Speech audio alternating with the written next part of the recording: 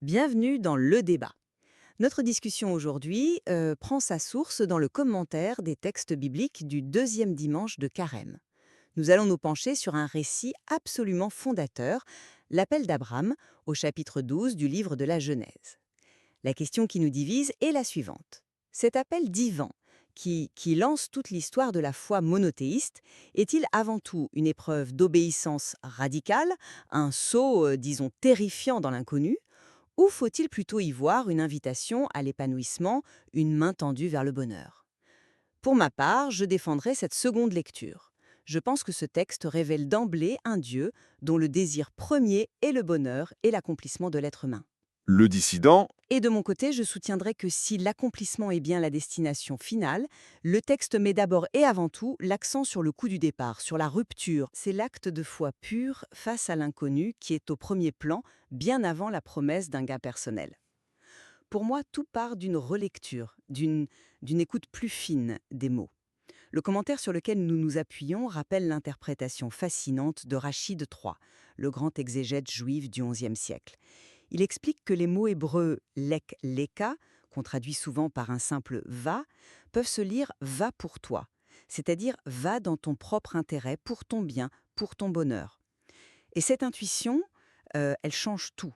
Dès la première parole adressée à Abraham, Dieu ne se présente pas comme un maître qui exige, mais comme une source qui veut le bien de sa créature. Le projet est dès l'origine un projet de bonheur. Et la preuve, c'est ce qui suit immédiatement, une cascade de promesses. Je ferai de toi une grande nation, je te bénirai, je rendrai grand ton nom. Soyons concrets, hein. Pour un nomade sans enfant de l'âge du bronze, qu'est-ce que le bonheur? Sinon, une descendance, une terre, un nom qui perdure. Dieu lui promet tout cela. Le texte oppose d'ailleurs cette confiance d'Abraham à la méfiance d'Adam, qui lui, au Jardin d'Éden, avait soupçonné Dieu de vouloir le priver de quelque chose. Abraham, lui, fait le pari inverse. Il adhère à un projet qui est pour son bien. Et ce n'est pas un bonheur égoïste, puisque la promesse culmine dans cette phrase incroyable : En toi seront bénies toutes les familles de la terre. Son épanouissement personnel devient la source d'une bénédiction universelle. Le dissident. J'entends bien la séduction de cette lecture, elle est très belle, mais j'ai l'impression qu'elle risque de lisser un peu la rudesse et la violence du texte original. Commençons par cette fameuse expression «lek-le-cas». Le commentaire que nous lisons est honnête. Il précise bien que l'interprétation de Rachi est un commentaire spirituel. Une lecture enrichie, certes, mais tardive. Si on en reste à la grammaire hébraïque la plus simple, c'est un ordre, brut. Impératif. Toi, va. Il y a une urgence, une interpellation directe qui ne souffre aucune discussion. Et le texte ne met pas l'accent sur ce qu'Abraham va gagner, mais bien sur ce qu'il doit perdre. C'est martelé en 3 temps. Quitte ton pays, ta parenté et la maison de ton père. C'est un déracinement absolu. Il ne s'agit pas de déménager, il s'agit de mourir à son identité passée. À cette époque, sans clan, sans terre, sans famille, on n'est personne. On est exposé à tous les dangers. Et pour aller où? Vers un vague pays que je te montrerai. La destination n'est même pas nommée. C'est le flou le plus total. Le commentaire a raison de citer l'Épître aux Hébreux qui a parfaitement saisi ce point des siècles plus tard. Il partit sans savoir où il allait. La foi, ici, c'est précisément d'avancer sans voir. Et regardez la sobriété du récit. Abraham s'en alla, comme le Seigneur le lui avait dit. Pas un mot sur ses états d'âme, ses espoirs, ses calculs, juste l'obéissance. Le texte met en lumière la grandeur de cet acte de foi nue, pas une quelconque recherche d'avantage. C'est un acte qui préfigure ce que la foi coûtera toujours, comme le rappelle Paul à Timothée. Prends ta part des souffrances. La vocation commence par un renoncement, pas par un plan de développement personnel. Oui, mais est-ce qu'on est vraiment obligé de les opposer? Pour moi, le texte les lie justement. Vous dites que l'interprétation de Rachi est tardive, et c'est vrai. Mais une interprétation n'est pas fausse parce qu'elle est tardive. Elle peut au contraire révéler un sens plus profond que des siècles de méditation ont permis de faire émerger. C'est l'idée que défend le commentaire de Marie-Noël Tabu lorsqu'elle écrit « Si nous ne trouvons pas dans les textes une parole libérante, c'est que nous ne les avons pas compris ».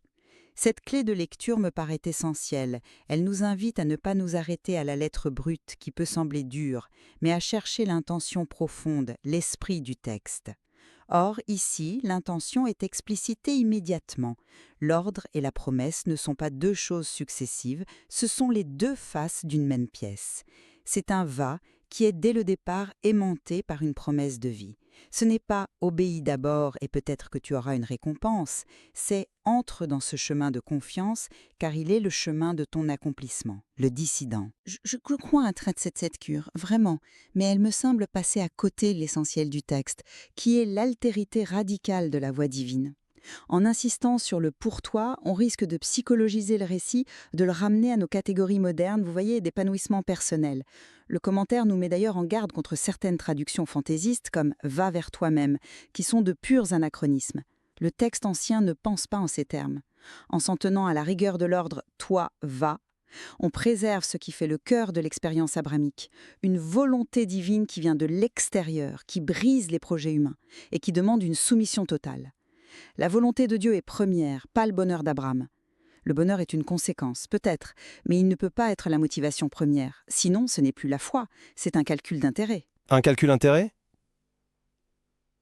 Je trouve le mot un peu fort. Il ne s'agit pas d'un calcul, mais d'une confiance. Et cela nous amène au cœur de notre second point de désaccord, la nature de cette foi. Est-ce vraiment un saut aveugle, irrationnel, ou une confiance éclairée ? Je ne crois pas que la Bible promeuve une foi aveugle. C'est une réponse à une parole, et cette parole vient de quelqu'un qui se présente et qui promet. La foi d'Abraham ne naît pas dans le vide. Le psaume 32, qui accompagne cette lecture dans la liturgie, nous donne le cadre de pensée. Oui, elle est droite, la parole du Seigneur. Il fait fidèle en tout ce qu'il fait. Le commentaire le souligne très bien. La foi d'Israël, tout au long de son histoire, n'est pas une adhésion à des dogmes abstraits. Elle est fondée sur l'expérience répétée de la fidélité de Dieu. Dieu tient ses promesses. L'acte d'Abraham est le premier maillon de cette longue chaîne. Sa confiance n'est pas dans l'inconnu, elle est dans la personne qui lui parle. C'est une adhésion non pas irrationnelle, mais disons suprarationnelle à la personne et au projet de Dieu. Le dissident. D'accord, mais comment conciliez-vous cette vision d'une foi éclairée avec le fait que le Nouveau Testament lui-même, en cherchant un modèle de foi, loue précisément Abraham pour être parti sans savoir où il allait? L'ignorance, l'incertitude ne semble-t-elle pas être ici au cœur de la vertu de sa foi? Et il y a un autre élément, un écho textuel absolument glaçant que le commentaire ne développe pas mais qui est crucial. Des années plus tard, au chapitre 22 de la Genèse, Dieu demandera à Abraham le sacrifice de son fils unique, Isaac. Et quelle expression utilise-t-il pour lui donner cet ordre terrible? Exactement la même. L'ekleka, toi, va, vers le pays de Moria, et là tu l'offriras en holocauste. Si l'ekleka signifiait fondamentalement, va pour ton bonheur, cette seconde occurrence serait une contradiction monstrueuse, presque une ironie sadique. Ce parallèle ne renforçait-il pas au contraire l'idée que l'ekleka est avant tout un appel à une obéissance qui dépasse l'entendement humain, une obéissance qui peut même sembler destructrice et absurde, et dont le seul fondement est la confiance que la volonté de Dieu est bonne, même quand tout semble indiquer le contraire? C'est une objection très puissante, je le reconnais. Le parallèle avec le sacrifice d'Isaac est troublant. Cependant, on pourrait aussi le lire différemment. Le drame du mont Moria n'est pas le point de départ de la foi d'Abraham, il en est le sommet, l'épreuve ultime. Elle n'est possible que parce qu'elle est précédée par des décennies d'une relation où Abraham a expérimenté la fidélité de Dieu. Dieu lui a promis une descendance alors que c'était humainement impossible, et il a eu Isaac. Au moment où Dieu demande Isaac, Abraham a déjà un long passé commun avec ce Dieu qui tient parole. Sa foi, aussi douloureuse soit-elle, n'est pas un saut dans le vide. C'est une confiance tissée par l'histoire, qui le pousse à croire que même de cet acte absurde, Dieu peut faire sortir la vie. L'épreuve d'Isaac est l'exception terrifiante qui confirme une règle, celle de la bienveillance divine, pas le modèle de l'appel initial. L'appel initial, lui, est baigné de lumière et de promesses. Le drame vient après. Le dissident. Mais c'est précisément là que nous divergeons. Pour vous, la confiance précède l'obéissance. Pour moi, le texte suggère que la confiance se forge dans l'obéissance radicale.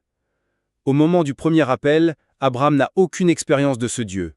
Il n'a pas de passé commun avec lui.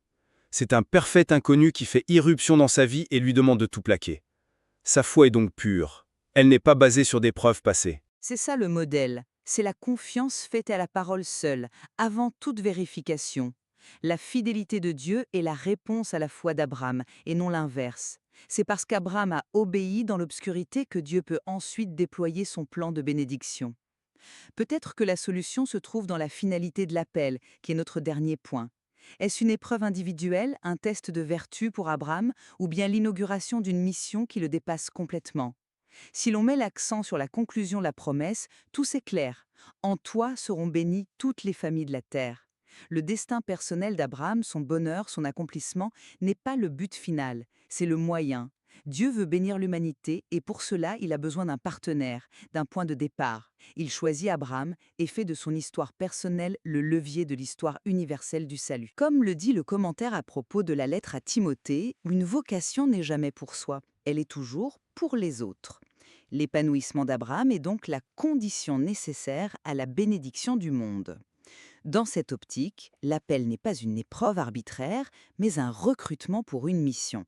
Et on ne recrute pas quelqu'un pour une mission en lui promettant la souffrance, mais en lui montrant la grandeur du projet. Le dissident. Je suis entièrement d'accord sur le résultat universel, mais je maintiens que le mécanisme passe par l'épreuve individuelle, et que c'est sur ce mécanisme que le texte insiste. Il se concentre sur la réponse d'Abraham, sur son départ. La bénédiction universelle est la conséquence de cet acte premier, elle n'en est pas la motivation consciente pour Abraham. Le projet divin a besoin, à son origine, d'un individu qui accepte de tout perdre sans comprendre pourquoi. D'ailleurs, le commentaire le note très justement. La pleine conscience de l'universalisme de la promesse est quelque chose de bien plus tardif en Israël, qui ne s'épanouira vraiment qu'au moment de l'exil à Babylone, des siècles plus tard. Pour Abraham, à l'instant T, l'expérience n'est pas celle d'une grande mission universelle, c'est celle d'un ordre personnel, déroutant, qui lui coûte tout. La portée universelle est dans l'esprit de Dieu, mais l'épreuve, elle, est dans la chair d'Abraham. C'est précisément ce décalage entre ce qu'il vit et la grandeur du projet qu'il ne peut pas encore saisir qui constitue la grandeur et le caractère exemplaire de sa foi. Mais n'est-ce pas sous-estimer Abraham que de penser qu'il n'a rien saisi de cette dimension? Le texte place la promesse universelle dès le début. Même s'il n'en mesurait pas toutes les implications théologiques, cette parole a dû résonner en lui. Elle donne un sens à son sacrifice. Il ne quitte pas tout pour rien, ni même seulement pour son propre bénéfice. Il quitte tout parce qu'il est appelé à devenir une source de bénédiction. Son histoire personnelle est immédiatement inscrite dans une histoire plus grande. Cela change la nature de l'obéissance. Ce n'est plus une soumission passive, c'est une participation active à une œuvre qui le dépasse. Le dissident. Je dirais plutôt que c'est la foi qui permet la participation. L'acte premier reste ce oui dit dans la nuit. L'obéissance radicale est la porte d'entrée étroite qui ouvre sur le champ immense de la promesse. Sans cette porte, sans ce renoncement initial, le projet universel de Dieu reste une belle idée, mais il ne s'incarne pas dans l'histoire. C'est l'obéissance d'un seul homme qui rend tout le reste possible. Et c'est pourquoi le récit est si laconique, si dépouillé, pour que rien ne vienne faire de l'ombre à la pureté de cet acte de foi. Bon, pour résumer ma position, je reste convaincue que ce récit est la charte du désir de Dieu pour l'épanouissement humain. Lire l'appel d'Abraham comme une invitation au bonheur n'est pas un anachronisme sentimental, c'est saisir la clé de voûte de la révélation, ce que l'on appellera plus tard la bonne nouvelle. Les promesses ne sont pas un ajout, une récompense secondaire. Elles sont le cœur même du commandement, elles en révèlent la nature profonde, une initiative divine pour la vie de l'homme et, à travers lui, du monde entier. Le dissident. Et pour conclure, je dirais que si le plan de Dieu conduit bien à la bénédiction, l'insistance du texte sur ce départ radical, sur cette rupture avec le passé et ce saut vers un futur inconnu, demeure un modèle de foi absolument central. Il nous rappelle que toute vocation authentique exige un acte de confiance qui transcende le calcul personnel, une disponibilité à se laisser déposséder de ses propres certitudes. La sobriété même de texte, son absence de psychologie, met en lumière la magnitude de ce geste d'obéissance pure qui, seul, rend possible l'accomplissement de la promesse. Il est clair que ces deux lectures, la vôtre et la mienne, trouvent un solide appui dans la richesse et l'ambiguïté même du texte. Cette tension entre l'obéissance qui coûte et l'accomplissement qui est promis, entre le sacrifice personnel et la bénédiction universelle, est peut-être au fond le cœur battant de l'expérience de la foi. Le dissident. Absolument. Et on pourrait poursuivre la réflexion en observant comment cet appel initial résonne et se transforme dans la vie d'autres grandes figures bibliques, de Moïse à Jérémie, et bien sûr de manière ultime dans l'appel des disciples par Jésus au bord du lac.